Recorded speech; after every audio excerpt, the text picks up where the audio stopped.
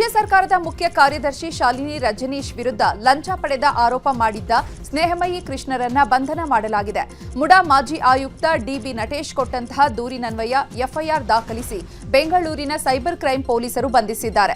Social ಮೀಡಿಯಾದಲ್ಲಿ ನಟೇಶ್ ವಿರುದ್ಧ ಸಾಮಾಜಿಕ ಕಾರ್ಯಕರ್ತ ಸ್ನೇಹಮಯಿ ಕೃಷ್ಣ ಗಂಭೀರ ಆರೋಪ ಮಾಡಿದ್ರು. ಮುಂಬಡ್ತಿ ಪಡೆಯಲು ಸಿಎಸ್ ಶಾಲಿನಿ ರಜನೀಶ್ಗೆ ಹಣ ನೀಡಿದ್ದಾರೆ ಅಂತ ಆರೋಪಿಸಿದ್ರು. ಸದ್ಯ ಇದರ ಬಗ್ಗೆ ಪೊಲೀಸರು ವಿಚಾರಣೆ ನಡೆಸುತ್ತಿದ್ದಾರೆ. ಇನ್ನು ಸ್ನೇಹಮಯಿ ಕೃಷ್ಣ ಬಂಧನದ ಬಗ್ಗೆ ಮಾತನಾಡಿದ ಪುತ್ರ ವಿವೇಕ್, ಸಿಸಿಬಿನಲ್ಲಿ ನನ್ನ ತಂದೆ ಇಲ್ಲ ಅಂತಿದ್ದಾರೆ. ಹಾಗಾದ್ರೆ ನಮ್ಮ ತಂದೆ ಎಲ್ಲಿ ಹೋದ್ರು? ಕೋರ್ಟ್ನಲ್ಲಿ ಇದ್ದವರನ್ನ ಕರ್ಕೊಂಡು ಹೋದ್ರು ಅಂತ ವಿವೇಕ್ ಹೇಳಿದ್ದಾರೆ.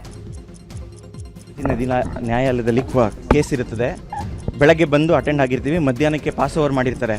ಮಧ್ಯಾಹ್ನ ಊಟ ಮುಗ್ದು ಆಚೆ ಡಾಕ್ಯುಮೆಂಟ್ಸ್ ತೊಗೊಳಕ್ಕೋಸ್ಕರ ಕಾರ್ ಹತ್ರ ಬರೋ ಟೈಮಲ್ಲಿ ನಾವು CCB ಅವರು ಅಂತ ಹೇಳ್ಬಿಟ್ಟು ಕಾರಲ್ಲಿ ಬಂದು ಕೂರಿಸ್ಕೊಂಡು ಕರ್ಕೊಂಡು ಹೋಗಿದ್ದಾರೆ. ಮೈಸೂರಲ್ಲಿ ನಮ್ಮ ಮನೆಗೆ ಒಂದು 10 ಜನ ಹೋಗಿ ನಾವು CCBರಿಂದ ವಾರೆಂಟ್ ಇದೆ ಅಂದ್ಬಿಟ್ಟು ಮನೆ ಸರ್ಚ್ ಮಾಡ್ತಿದ್ದಾರೆ. ಇಲ್ಲಿ CCB ಅವರು ಅಂತ ನಾವು ಕರ್ಕೊಂಡು ಹೋಗಿದ್ದಾರೆ. ಯಾರಿಗೂ ಏನು ಯಾವ ಕೇಸು ಏನು ಇನ್ಫಾರ್ಮೇಷನ್ ಏನೂ ಕೊಡಲಿಲ್ಲ ಕಂಪ್ಲೀಟಾಗಿ.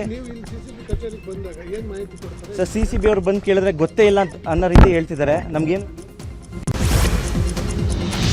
ಸಾಮಾಜಿಕ ಕಾರ್ಯಕರ್ತ ಸ್ನೇಹಮಯಿ ಕೃಷ್ಣ ಅರೆಸ್ಟ್ ಆಗಿರುವ ಬಗ್ಗೆ ಸಿಸಿಬಿ ಡಿಸಿಪಿ RI ಕಾಸಿಂ ಮಾಹಿತಿಯನ್ನು ನೀಡಿದ್ದಾರೆ. ಫೆಬ್ರವರಿ 18ರಂದು ನಟೇಶ್ ಎನ್ನುವವರು ಠಾಣೆಯಲ್ಲಿ ದೂರು ಕೊಟ್ಟಿದ್ರು. ನಟೇಶ್ ಅವರ ಫೇಸ್ಬುಕ್ ಖಾತೆಯಿಂದ ಫೋಟೋವನ್ನ ತೆಗೆದುಕೊಂಡು ಸ್ನೇಹಮಯಿ ಕೃಷ್ಣ ಅವರು ಧ್ವನಿ ಮತ್ತು ಫೋಟೋಗಳನ್ನು ಹಾಕಿರ್ತಾರೆ. ಅದರ ಅನ್ವಯ ಇಂದು ಸರ್ಚ್ ವಾರೆಂಟ್ ಅನ್ನು ಪಡೆದು ಕೆಲಸವನ್ನ ಮಾಡಲಾಗ್ತಾ ಇದೆ. ಸ್ನೇಹಮಯಿ ಕೃಷ್ಣ ಅವರಿಗೂ ಕೂಡ ನೋಟಿಸ್ ಅನ್ನು ನೀಡಿ ಕರೆಸಿಕೊಂಡು ವಿಚಾರಣೆ ಮಾಡ್ತಿದ್ದೀವಿ. ವಿಚಾರಣೆಯ ಬಳಿಕ ಅವರನ್ನ ಕೋರ್ಟ್ಗೆ ಹಾಜರುಪಡಿಸುತ್ತೇವೆ ಅಂದಿದ್ದಾರೆ. ಈ ಆಡಿಯೋ ಕ್ಲಿಪ್ ಬಗ್ಗೆ ಮತ್ತೆ ಡಾಕ್ಯುಮೆಂಟ್ಸ್ ಸೃಷ್ಟಿ ಮಾಡಿದ್ದಾರೆ ಅಂತ ಏನು ಕಂಪ್ಲೇಂಟ್ ಅಲ್ಲಿ ನೋಂದಣಿ ಮಾಡ್ಕೊಂಡಿರ್ತೀವಿ. ಅದ್ರ ಬಗ್ಗೆ ಶೋಧ ಮಾಡೋದಕ್ಕೆ ಸಲುವಾಗಿ ನಾವು ನ್ಯಾಯಾಲಯದಲ್ಲಿ ಒಂದು ಸರ್ಚ್ ವಾರೆಂಟ್ ತಗೊಂಡ್ಬಿಟ್ಟು ಸೊ ಇವತ್ತು ನಮ್ಮ 3 ತುಕಡಿಗಳು ಒಂದು ಮೈಸೂರಲ್ಲಿ ಹೋಗಿ ಸರ್ಚ್ ವಾರೆಂಟ್ ಮೇರೆಗೆ ದಾಖಲಾತಿ ಪರಿಶೀಲನೆ ಮಾಡೋದಕ್ಕೆ. ಇನ್ನು ಸ್ನೇಹಮಯಿ ಕೃಷ್ಣ ಬಂಧನದ ಹಿನ್ನೆಲೆ ಅವರ ಮನೆಯಲ್ಲಿ ಸಿಸಿಬಿ ಅಧಿಕಾರಿಗಳು ತಪಾಸಣೆ ಮಾಡ್ತಿದ್ದಾರೆ. ಮೈಸೂರಿನಲ್ಲಿರುವ 2 ಮನೆಗೆ ಸಿಸಿಬಿ ಪೊಲೀಸರು ಭೇಟಿ ನೀಡಿ ಪರಿಶೀಲನೆ ಮಾಡ್ತಿದ್ದಾರೆ. ವಾರೆಂಟ್ ಪಡೆದು 10ಕ್ಕೂ ಹೆಚ್ಚು ಅಧಿಕಾರಿಗಳಿಂದ ಶೋಧ ಕಾರ್ಯ ಮಾಡಲಾಗ್ತಾ ಇದೆ. ದಾಖಲೆ ಪರಿಶೀಲನೆಯ ವೇಳೆ ವಿಡಿಯೋ ರೆಕಾರ್ಡ್ ಮಾಡಿದ್ದಾರೆ. ಇನ್ನು ಸ್ನೇಹಮಯಿ ಕೃಷ್ಣ ಅವರ ಪತ್ನಿಯನ್ನು ಕೂಡ ವಿಚಾರಣೆ ನಡೆಸುತ್ತಿದ್ದಾರೆ. ಸಾಮಾಜಿಕ ಕಾರ್ಯಕರ್ತ ಸ್ನೇಹಮಯಿ ಕೃಷ್ಣ ಇಂದು ಸಿಎಂ ಸಿದ್ದರಾಮಯ್ಯ ವಿರುದ್ಧ ಮುಡಾ ಹಗರಣ ಪ್ರಕರಣಕ್ಕೆ ಸಂಬಂಧಪಟ್ಟಂತೆ ಕೋರ್ಟ್ಗೆ ಹಾಜರಾಗಿದ್ರು. ಇವತ್ತು ಅಂತಿಮ ವರದಿಯನ್ನ ಲೋಕಾಯುಕ್ತ ಪೊಲೀಸರು ಸಲ್ಲಿಸಬೇಕಿತ್ತು. ಹೀಗಾಗಿ ಕೋರ್ಟ್ಗೆ ಹಾಜರಾಗಿದ್ರು. ಆದರೆ ಕೋರ್ಟ್ ಮಧ್ಯಾಹ್ನಕ್ಕೆ ವಿಚಾರಣೆಯನ್ನ ಮುಂದೂಡಿತ್ತು. ಆದರೆ ಮಧ್ಯಾಹ್ನ ನ್ಯಾಯಾಲಯದ ಹೊರಗಡೆಯೇ ಸ್ನೇಹಮಯಿ ಕೃಷ್ಣರನ್ನ ಸಿಸಿಬಿ ಅಧಿಕಾರಿಗಳು ವಶಕ್ಕೆ ಪಡೆದು ಕರೆದೊಯ್ದಿದ್ದಾರೆ. ಹೀಗಾಗಿ ತಂದೆ ಪರ ಪುತ್ರ ನ್ಯಾಯಾಲಯಕ್ಕೆ ಹಾಜರಾಗಿದ್ರು. ಈ ವೇಳೆ ನಮ್ಮ ತಂದೆಯನ್ನ ಪ್ರಕರಣವೊಂದರಲ್ಲಿ ಬಂಧಿಸಲಾಗಿದ್ದು ನಮಗೆ ಮುಂದಿನ ದಿನಾಂಕವನ್ನ ನೀಡಿ ಅಂತ ಮನವಿ ಮಾಡಿದ್ದಾರೆ. ಹೀಗಾಗಿ ಮಾರ್ಚ್ 3ಕ್ಕೆ ವಿಚಾರಣೆಯನ್ನ ಜನಪ್ರತಿನಿಧಿಗಳ ವಿಶೇಷ ಕೋರ್ಟ್ ಮುಂದೂಡಿದೆ. ಸ್ನೇಹಮಯಿ ಕೃಷ್ಣ ಬಂಧನವನ್ನ ಬಿಜೆಪಿ ನಾಯಕರು ಖಂಡಿಸಿದ್ದಾರೆ. ಇದು ದುರಾಡಳಿತದ ನಿದರ್ಶನ, ಎಮರ್ಜೆನ್ಸಿ ಅಂತ ವಿಪಕ್ಷ ನಾಯಕ ಅಶೋಕ್ ಕಿಡಿಕಾರಿದ್ದಾರೆ. ಸತ್ಯಕ್ಕೆ ಹೋರಾಟ ಮಾಡಿದವರನ್ನ ಅರೆಸ್ಟ್ ಮಾಡಿದ್ದಾರೆ. ಇದು ಗಾಂಧೀಜಿ ಆಶಯಕ್ಕೆ ವಿರೋಧ ಅಂತ ಅಶೋಕ್ ಹೇಳಿದ್ದಾರೆ. ಇನ್ನು ಹುಬ್ಬಳ್ಳಿಯಲ್ಲಿ ಕೇಂದ್ರ ಸಚಿವ ಪ್ರಹ್ಲಾದ್ ಜೋಶಿ ಪ್ರತಿಕ್ರಿಯೆ ನೀಡಿದ್ದು ಸಿಎಂ ವಿರುದ್ಧದ ಆರೋಪಕ್ಕೆ ಸೇಡು ತೀರಿಸಿಕೊಳ್ಳುವಂತಹ ಪ್ರಯತ್ನ ಇದು ಅಂತ ಕಿಡಿಕಾರಿದ್ದಾರೆ. ಇನ್ನು ಸಿಸಿಬಿಯಿಂದ ಸ್ನೇಹಮಯಿ ಕೃಷ್ಣ ಬಂಧನದ ಕ್ರಮವನ್ನ ಯತೀಂದ್ರ ಸಿದ್ದರಾಮಯ್ಯ ಸಮರ್ಥಿಸಿಕೊಂಡಿದ್ದಾರೆ. ಹಾಸನದಲ್ಲಿ ಮಾತನಾಡಿದ ಯತೀಂದ್ರ, ಆಧಾರ ರಹಿತ ಆರೋಪವನ್ನ ಮಾಡಿದ್ರೆ, ತೇಜೋವಧೆಯನ್ನ ಮಾಡಿದ್ರೆ ಖಂಡಿತವಾಗಿ ಶಿಕ್ಷೆ ಕೊಡಬೇಕು, ಕ್ರಮ ಆಗಬೇಕು ಅಂದಿದ್ದಾರೆ.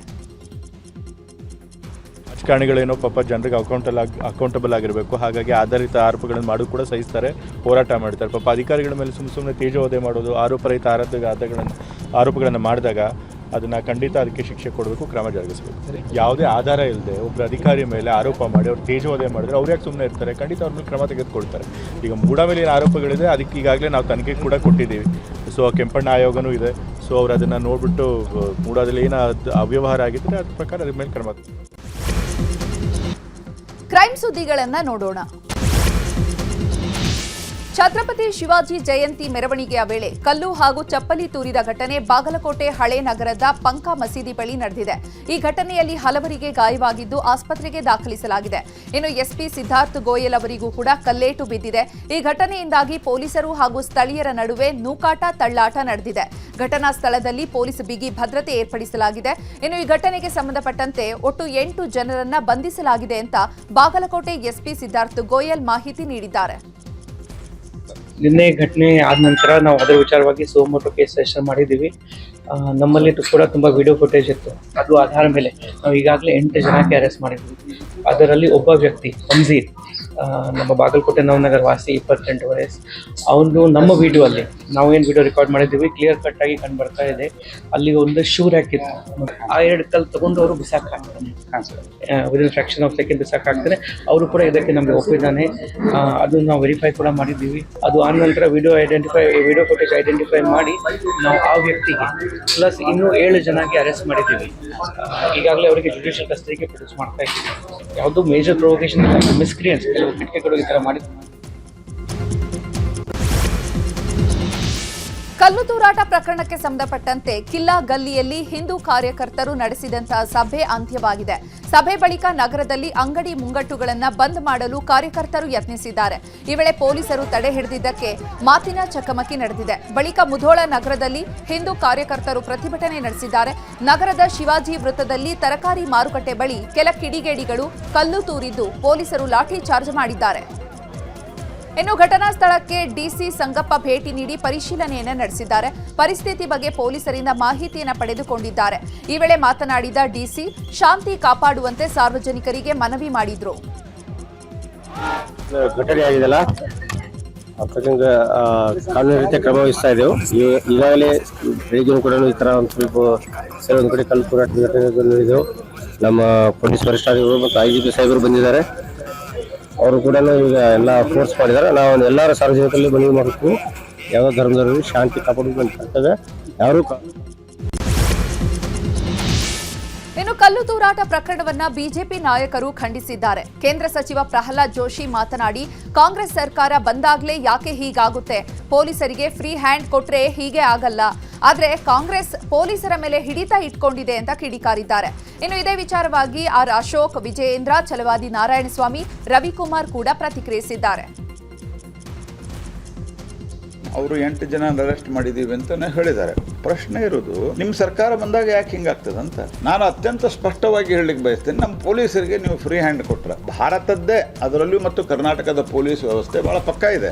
ಆದರೆ ಅವರಿಗೆ ಒಂದು ಮೆರವಣಿಗೆ ಮೇಲೆ ಈ ದುಷ್ಕರ್ಮಿಗಳು ಕಲ್ಲು ತೂರಾಟ ಮಾಡಿ, ಪೊಲೀಸರ ಮೇಲೆ ಹಲ್ಲೆ ಮಾಡಿ, SP ಮೇಲೆ ಕಲ್ಲು ತೂರಾಟ ಮಾಡಿ ಗಾಯ ಆಗಿರೋವಂಥದ್ದು, ಇವೆಲ್ಲನೂ ಕೂಡ ಪೂರ್ವ ನಿಯೋಜಿತ. ಇವೆಲ್ಲ ಬಾಗಲಕೋಟೆಯಲ್ಲಿ ಶಿವಾಜಿ ಜಯಂತಿಯ ಸಂದರ್ಭದಲ್ಲಿ ಕೆಲವು ದೇಶದ್ರೋಹಿಗಳು ಮೆರವಣಿಗೆ ಮೇಲೆ ಕಲ್ಲು ತೂರಾಟವನ್ನು ನಡೆಸಿದ್ರು. ಇವರು ಯಾರು ಅನ್ನೋದನ್ನು ಈಗಾಗಲೇ ಪೊಲೀಸರು ಪತ್ತೆ ಹಚ್ಚಿದ್ದಾರೆ. ನಾನು ಮಾನ್ಯ ಮುಖ್ಯಮಂತ್ರಿಗಳಲ್ಲಿ ಹಾಗೂ ಗೃಹ ಸಚಿವರಲ್ಲಿ ನಾನು ಆಗ್ರಹ ಪಡಿಸ್ತೇನೆ, ಇಂಥ ದೇಶದ್ರೋಹಿಗಳನ್ನು ತತ್ಕ್ಷಣ ಒದ್ದು ಒಳಗಾಕುವಂಥ ಕೆಲಸ ಮಾಡಬೇಕು.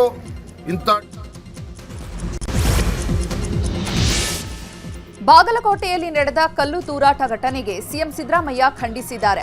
ಕಲ್ಲು ತೂರಾಟ ಘಟನೆಯು ಸಮಾಜದ ಶಾಂತಿ ಸೌಹಾರ್ದತೆಗೆ ಮಾರಕ. ಇದನ್ನ ನಾನು ಮತ್ತು ನಮ್ಮ ಸರ್ಕಾರ ಬಲವಾಗಿ ಖಂಡಿಸುತ್ತೇವೆ. ಈ ಘಟನೆಯ ಬಗ್ಗೆ ಹಿರಿಯ ಪೊಲೀಸ್ ಅಧಿಕಾರಿಗಳ ಬಳಿ ಚರ್ಚಿಸಿದ್ದೇನೆ.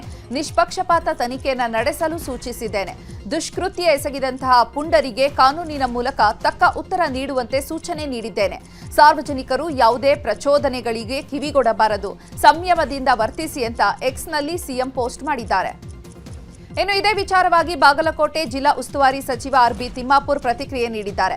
ಯಾರೇ ತಪ್ಪು ಮಾಡಲಿ ಕಠಿಣ ಕ್ರಮ ಕೈಗೊಳ್ಳಲಾಗುತ್ತೆ. ಗಲಭೆ ಬಗ್ಗೆ ಶಾಂತಿ ಸಭೆಯನ್ನು ನಡೆಸಲಾಗುತ್ತದೆ ಎಂದಿದ್ದಾರೆ. ಬಾಗಲಕೋಟೆಯಲ್ಲಿ ನಡೆದ ಕಲ್ಲು ತೂರಾಟ ಘಟನೆಯನ್ನ ಖಂಡಿಸಿ ಹುಬ್ಬಳ್ಳಿಯಲ್ಲಿ ಶ್ರೀರಾಮ ಸೇನೆ ನೇತೃತ್ವದಲ್ಲಿ ಪ್ರತಿಭಟನೆ ಮಾಡಲಾಗಿದೆ. ಸಂಗೊಳ್ಳಿ ರಾಯಣ್ಣ ವೃತ್ತದ ಬಳಿ ಟೈರ್ಗೆ ಬೆಂಕಿ ಹಚ್ಚಿ ಸರ್ಕಾರದ ವಿರುದ್ಧ ಆಕ್ರೋಶ ವ್ಯಕ್ತಪಡಿಸಿದ್ದಾರೆ. ಕಲ್ಲು ತೂರಾಟ ಮಾಡಿದ ಮತಾಂಧರನ್ನ ಕೂಡಲೇ ಬಂಧಿಸಬೇಕು ಅಂತ ತಹಶೀಲ್ದಾರ್ ಮೂಲಕ ರಾಜ್ಯ ಸರ್ಕಾರಕ್ಕೆ ಮನವಿ ಸಲ್ಲಿಕೆ ಮಾಡಲಾಯಿತು. ಚಿತ್ರದುರ್ಗದಲ್ಲಿ ಡಿ ಗ್ಯಾಂಗ್ ಸ್ಟೈಲ್ನಲ್ಲಿ ಭೀಕರ ಹತ್ಯೆಯಾಗಿದೆ. ಬೋರಮ್ಮ ಎಂಬಾಕೆಯ ಜೊತೆ ಅನೈತಿಕ ಸಂಬಂಧ ಹೊಂದಿದ ಓಬಣ್ಣ ಎಂಬಾತನನ್ನ ಚಿತ್ರಹಿಂಸೆ ಕೊಟ್ಟು ಹತ್ಯೆ ಮಾಡಲಾಗಿದೆ. ಹೆಣ್ಮಗಳ ತಂಟೆಗೆ ಬಂದ್ರೆ ಡಿ ಬಾಸ್ ಆಗ್ಬೇಕಾಗುತ್ತೆ ಅಂತ ಕೊಲೆಗೂ ಮುನ್ನ ಆರೋಪಿಗಳು ಸ್ಟೇಟಸ್ ಹಾಕೊಂಡಿದ್ರು. ಈ ಸಂಬಂಧ ಮೊಳಕಾಲ್ಮೂರು ಪೊಲೀಸರು 6 ಜನ ಆರೋಪಿಗಳನ್ನ ಬಂಧಿಸಿ ವಿಚಾರಣೆ ಮಾಡ್ತಿದ್ದಾರೆ. ರಾಜಕೀಯ ಸುದ್ದಿಗಳನ್ನ ನೋಡೋಣ. ಫೆಬ್ರವರಿ 27ರಂದು ಮಾಜಿ ಸಿಎಂ ಬಿಎಸ್ ಯಡಿಯೂರಪ್ಪರವರ ಬರ್ತ್ಡೇ ಇದೆ. ರಾಜಕೀಯ ಜೀವನದ 50 ವರ್ಷ ಪೂರೈಸಿದ ದಾಖಲೆಯೂ ಇದೆ. ಇದೇ ಕಾರಣಕ್ಕೆ ರಾಜ್ಯ ಮಟ್ಟದಲ್ಲಿ ಕಾರ್ಯಕ್ರಮಕ್ಕೆ ಪ್ಲಾನ್ ಮಾಡಲಾಗಿದೆ. ಕಾಂಗ್ರೆಸ್ನಲ್ಲಿ ಸಿದ್ದರಾಮೋತ್ಸವ ಮಾಡಿದ ರೀತಿಯಲ್ಲಿ ಬಿಜೆಪಿಯಲ್ಲಿ ಬಿಎಸ್ವೈ ಉತ್ಸವಕ್ಕೆ ಸಿದ್ಧತೆ ಮಾಡಲಾಗಿದೆ. ಫೆಬ್ರವರಿ ಕೊನೆಯ ವಾರ ಅಥವಾ ಮಾರ್ಚ್ನಲ್ಲಿ ಶಿಕಾರಿಪುರ ಅಥವಾ ದಾವಣಗೆರೆಯಲ್ಲಿ ಬರ್ತ್ಡೇ ಜೊತೆಗೆ ಅಭಿನಂದನಾ ಸಮಾರಂಭ ನಡೆಯಲಿದೆ. ಕೇಂದ್ರ ಸರ್ಕಾರದ ವಿಬಿಜಿ ರಾಮ್ಜಿ ಯೋಜನೆಗೆ ರಾಜ್ಯ ಸರ್ಕಾರ ಟಕ್ಕರ್ ಕೊಡಲು ಮುಂದಾಗಿದೆ. ಗಾಂಧಿ ಹೆಸರಿನಲ್ಲಿ ಹೊಸ ಯೋಜನೆಯನ್ನು ತರೋದಕ್ಕೆ ಪ್ಲಾನ್ ಮಾಡಿದ್ದಾರೆ. ಇನ್ನು ಪ್ರತ್ಯೇಕ ಉದ್ಯೋಗ ಖಾತ್ರಿ ಯೋಜನೆಗೆ ಸರ್ಕಾರ ಚಿಂತನೆ ಮಾಡಿದ್ದು, ರಾಜ್ಯ ಬಜೆಟ್ನಲ್ಲಿಯೇ ಗಾಂಧಿ ಹೆಸರಿನಲ್ಲಿ ಉದ್ಯೋಗ ಖಾತ್ರಿ ಯೋಜನೆ ಘೋಷಣೆ ಮಾಡುವ ಸಾಧ್ಯತೆ ಇದೆ. ಯೋಜನೆ ಬಗ್ಗೆ ಆರ್ಥಿಕ ಇಲಾಖೆ ಅಧಿಕಾರಿಗಳೊಂದಿಗೆ ಸಿಎಂ ಮಾತುಕತೆ ನಡೆಸಿದ್ದಾರೆ. ಬೇಡಿಕೆಗಳ ಈಡೇರಿಕೆಗೆ ಸರ್ಕಾರಕ್ಕೆ 10 ದಿನಗಳ ಡೆಡ್ಲೈನ್ ಕೊಟ್ಟಿರುವ ಸಾರಿಗೆ ನೌಕರರು ತಮ್ಮ ಹೋರಾಟ ಮುಂದುವರೆಸಿದ್ದಾರೆ.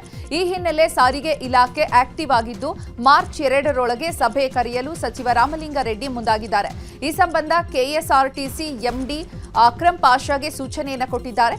ನೌಕರರ ಬೇಡಿಕೆಗೆ ಸಂಬಂಧಪಟ್ಟಂತೆ ಸಭೆ ನಡೆಸಿ ಚರ್ಚೆ ಮಾಡಲು ಸೂಚಿಸಲಾಗಿದೆ.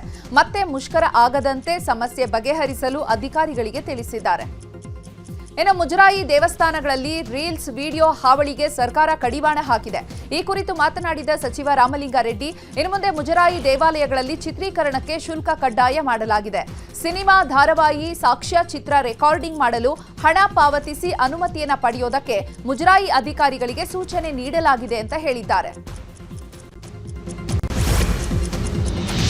ರಾಜ್ಯದ ಸುದ್ದಿಗಳನ್ನು ನೋಡೋಣ.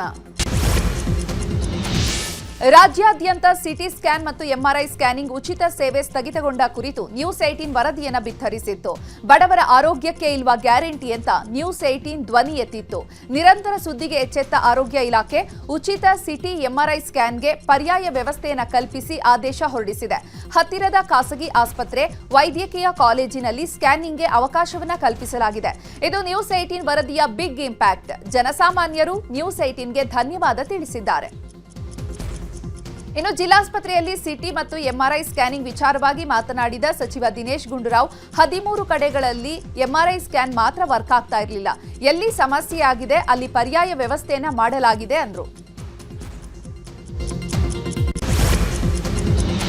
ಸರ್ಕಾರಿ ಕನ್ನಡ ಶಾಲೆಗೆ ಕಿಡಿಗೇಡಿಗಳು ಬೆಂಕಿ ಇಟ್ಟಿರುವಂತಹ ಘಟನೆ ಬೆಳಗಾವಿಯ ಸವದತ್ತಿ ತಾಲೂಕಿನ ಮುನವಳ್ಳಿ ಪಟ್ಟಣದಲ್ಲಿ ನಡೆದಿದೆ. ಸರ್ಕಾರಿ ಹಿರಿಯ ಪ್ರಾಥಮಿಕ ಬಾಲಕಿಯರ ಶಾಲೆಗೆ ಕಿಡಿಗೇಡಿಗಳು ಬೆಂಕಿ ಹಚ್ಚಿದ್ದಾರೆ. 2 ಕೊಠಡಿಗಳ ಬೀಗ ಮುರಿದು ಮಕ್ಕಳ ಮತ್ತು ಶಿಕ್ಷಕರ ಹಾಜರಾತಿ ಬುಕ್ ಮತ್ತು ಕುರ್ಚಿಗಳನ್ನು ಸುಟ್ಟು ಹಾಕಿದ್ದಾರೆ. ಲವ್ ಮ್ಯಾರೇಜ್ ಮಾಡಿಸುವ ಅವಸರದಲ್ಲಿ ಕಾರು ಪಲ್ಟಿಯಾಗಿ ಅಪಘಾತ ಸಂಭವಿಸಿರುವಂತಹ ಘಟನೆ ಹಾವೇರಿ ಜಿಲ್ಲೆಯ ಚನ್ನಹಳ್ಳಿ ತಾಂಡಾ ಬಳಿ ನಡೆದಿದೆ. ಚನ್ನಹಳ್ಳಿ ಫ್ಲಾಟ್ನ ಯುವತಿಯನ್ನ ಇರ್ಫಾನ್ ಪ್ರೀತಿ ಮಾಡ್ತಾ ಇದ್ದ. ಲವ್ ಮ್ಯಾರೇಜ್ಗೆ ಪ್ರೇಯಸಿಯನ್ನ ಕರೆದೊಯ್ಯುವಾಗ ಕಾರು ಅಪಘಾತವಾಗಿದೆ. ರಾಜ್ಯದ ಜನರಿಗೆ ಮತ್ತೆ ಕರೆಂಟ್ ದರ ಏರಿಕೆಯ ಶಾಕ್ ಎದುರಾಗಲಿದೆ. ಮಾರ್ಚ್ ಏಪ್ರಿಲ್ನಿಂದ ವಿದ್ಯುತ್ ದರ ಏರಿಕೆಯಾಗುವ ಸಾಧ್ಯತೆ ಇದೆ. ವಿದ್ಯುತ್ ದರ ಏರಿಕೆ ಮಾಡಲು ಎಸ್ಕಾಂಗಳಿಂದ ಪ್ರಸ್ತಾವನೆ ಸಲ್ಲಿಸಲಾಗಿದ್ದು, ಪ್ರತಿ ಯೂನಿಟ್ಗೆ 67 ಪೈಸೆ ಹೆಚ್ಚಳಕ್ಕೆ ಎಸ್ಕಾಂಗಳು ಮನವಿ ಮಾಡಿವೆ. ಎಸ್ಕಾಂಗಳ ಒತ್ತಾಯಕ್ಕೆ ಮಣಿದು ದರ ಪರಿಷ್ಕರಣೆಗೆ ಕೆಇಆರ್ಸಿ ಸಿದ್ಧತೆ ನಡೆಸಿದೆ. ನವದೆಹಲಿಯ ಭಾರತ್ ಮಂಟಪದಲ್ಲಿ ನಡೀತಾ ಇರುವಂತಹ ಎಐ ಶೃಂಗಸಭೆಯಲ್ಲಿ ಬಿಡಬ್ಲ್ಯೂಎಸ್ಎಸ್ಪಿ ಅಧ್ಯಕ್ಷ ಡಾಕ್ಟರ್ ರಾಮ್ ಪ್ರಸಾದ್ ಮನೋಹರ್ ಭಾಗಿಯಾಗಿ ಭಾಷಣ ಮಾಡಿದ್ದಾರೆ. ಮಾಡೆಲ್ ಟು ಮಾಸಸ್ ಹವಾಮಾನ ವೈಪರೀತ್ಯ ಎದುರಿಸಲು ಎಐ ಬಳಕೆ ಎಂಬ ಸಂವಾದದಲ್ಲಿ ರಾಮ್ ಪ್ರಸಾದ್ ಮನೋಹರ್ ಭಾಗವಹಿಸಿದ್ರು. ಬೆಂಗಳೂರು ಜಲಮಂಡಳಿಯು ಸಾಂಪ್ರದಾಯಿಕ ಪದ್ಧತಿಯಿಂದ ಹೊರಬಂದು ಸ್ಮಾರ್ಟ್ ತಂತ್ರಜ್ಞಾನ ಆಧಾರಿತ ಸಂಸ್ಥೆಯಾಗಿ ಹೇಗೆ ಬದಲಾಗಿದೆ ಅನ್ನೋದನ್ನ ಪ್ರತಿಪಾದಿಸಿದ್ರು. In our BWSSB, when we started implementing this AI-enabled system, not only in water pumping station and groundwater pumping station, even for the sewage water treatment purpose. Because many of the sewage treatment plants are running across city which is spread across 800 square kilometer area. So it's very inhuman for a human being to sit and control the operations of the sewage treatment plant. In that case, what we have done, we have developed a small device tool to get the data and analyze and give the input to the field level officials to switch on or switch off, what are the things to be done, the protocol to be followed. ದೇಶದ ಸುದ್ದಿಗಳನ್ನ ನೋಡೋಣ. ದೆಹಲಿಯ ಭಾರತ್ ಮಂಟಪದಲ್ಲಿ ನಡೀತಾ ಇರುವ AI impact ಶೃಂಗಸಭೆಯಲ್ಲಿ ಯುವ ಕಾಂಗ್ರೆಸ್ ಕಾರ್ಯಕರ್ತರು ಪ್ರತಿಭಟನೆ ಮಾಡಿದ್ದಾರೆ. ಪ್ರಧಾನಿ ಮೋದಿ ಹಾಗೂ ಟ್ರಂಪ್ ಫೋಟೋಗಳಿರುವಂತಹ ಅಂಗಿಗಳನ್ನ ಕೈಯಲ್ಲಿ ಹಿಡಿದು ಪ್ರತಿಭಟನೆ ನಡೆಸಿದ್ದಾರೆ. ಇನ್ನು ಕಾಂಗ್ರೆಸ್ನ ಈ ವರ್ತನೆ ದೇಶವೇ ತಲೆ ತಗ್ಗಿಸುವಂತೆ ಮಾಡಿದೆ ಅಂತ ಬಿಜೆಪಿ ಕಿಡಿಕಾರಿದೆ. ಕೇಂದ್ರ ಗೃಹ ಸಚಿವ ಅಮಿತ್ ಶಾ ದಾಖಲಿಸಿದ ಮಾನಹಾನಿ ಪ್ರಕರಣಕ್ಕೆ ಸಂಬಂಧಪಟ್ಟಂತೆ ಲೋಕಸಭಾ ವಿಪಕ್ಷ ನಾಯಕ ರಾಹುಲ್ ಗಾಂಧಿ ವಿಚಾರಣೆಗಾಗಿ ಇವತ್ತು ಕೋರ್ಟ್ಗೆ ಹಾಜರಾಗಿದ್ರು. 2018ರಲ್ಲಿ ದಾಖಲಾಗಿದ್ದ ಪ್ರಕರಣಕ್ಕೆ ಸಂಬಂಧಪಟ್ಟಂತೆ ಉತ್ತರ ಪ್ರದೇಶದ ಸುಲ್ತಾನಪುರದ ಕೋರ್ಟ್ಗೆ ಹಾಜರಾಗಿದ್ರು. ಇನ್ನು ಮಾರ್ಚ್ 9ಕ್ಕೆ ವಿಚಾರಣೆಯನ್ನ ಮುಂದೂಡಲಾಗಿದೆ. ಇತ್ತೀಚಿನ ದಿನಗಳಲ್ಲಿ ಬಾಲಿವುಡ್ ಸೆಲೆಬ್ರಿಟಿಗಳು ಆತಂಕದಲ್ಲೇ ದಿನ ಕಳೆಯುವಂತಾಗಿದೆ. ಬಾಲಿವುಡ್ ನಟ ರಣವೀರ್ ಸಿಂಗ್ಗೆ ಬೆದರಿಕೆಯ ಕರೆ ಬಂದಿದೆ. ವಿದೇಶದಿಂದ ವಾಯ್ಸ್ ಮೂಲಕ ಮೆಸೇಜ್ ಕಳಿಸಿದ್ದು 10 ಕೋಟಿ ಕೊಡುವಂತೆ ಬಿಷ್ಣೋಯ್ ಗ್ಯಾಂಗ್ ವಾರ್ನಿಂಗ್ ನೀಡಿದ್ದಾರೆ. ಒಂದು ವೇಳೆ 10 ಕೋಟಿ ಹಣ ನೀಡದೇ ಇದ್ರೆ ಕೊಲ್ಲುವುದಾಗಿ ಬೆದರಿಕೆಯನ್ನ ಹಾಕಿದ್ದಾರೆ.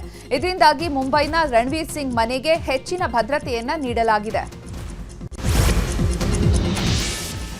ಕ್ರಿಕೆಟ್ ಪಂದ್ಯದ ವೇಳೆ ಜೇನು ಹುಳುಗಳ ದಾಳಿಯಿಂದಾಗಿ ಕ್ರಿಕೆಟ್ ಅಂಪೈರ್ ಮೃತಪಟ್ಟಿದ್ದಾರೆ.